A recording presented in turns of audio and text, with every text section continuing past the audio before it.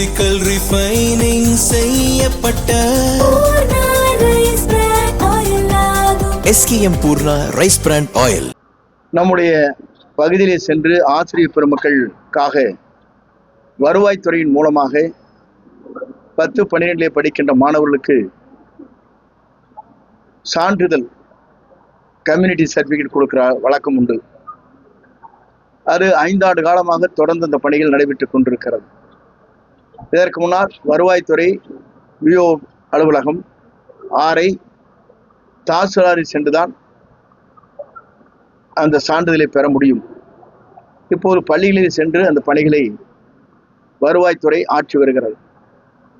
ஆகவே பள்ளி கல்வித்துறையும் வருவாய்த்துறையும் இணைந்து டேட்டா என்று சொல்லப்படுகிற அவருடைய முகவரி, அதேபோல கல்வி தகுதி, சான்றிதழ் மற்றும் ஆதார் அட்டை QR கோடு மூலமாக வழங்கலாமா என்பதை நாங்கள் பரிசீலித்துக் கொண்டிருக்கிறோம்.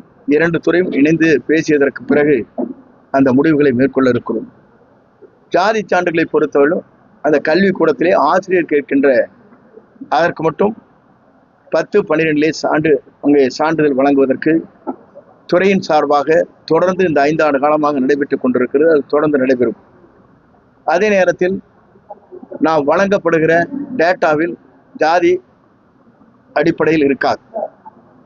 ஏனென்று சொன்னால் பள்ளியிலே கொடுத்து விட்டதற்கு பிறகு அதில் இடம்பெறக்கூடாது என்பதுதான் அரசுடைய நோக்கம். ஜாதி மதங்களுக்கு அப்பாற்பட்டிருக்கிற இயக்கம்.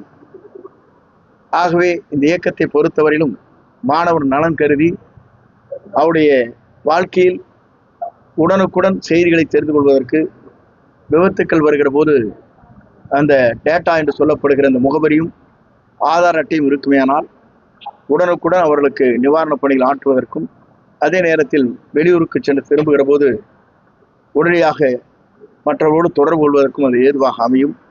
இதை மட்டும்தான் நாங்கள் செய்ய போகிறோம். சில நேரங்களிலே பத்திரிகை செய்து கொண்டு வந்ததாக எனக்கு செய்தி வந்தது. ஜாதி சான்றிதழை இணைப்பதாக சொன்னார்கள். அது போன்ற ஜாதி சான்றிதழை எப்போதும் இணைக்கப் போவதில்லை. மாணவர் தன்னிச்சையாகவே எல்லோரும் ஒன்றுதான், எல்லா மரமும் ஒன்று,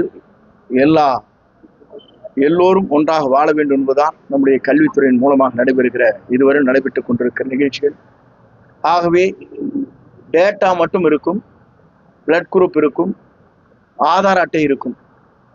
ஆகவே இதை பயன்படுத்தி கொண்டு எந்த கல்வி 10th + 2 படிக்கின்ற மாணவருக்கு வழங்கலாமா என்பதை பற்றி பள்ளி கல்வித்துறையும் வருவாய்த்துறையும் இணைந்து எப்படி செயல்படுத்தலாம் என்பதை ஆய்வு செய்ய இருக்கிறோம்.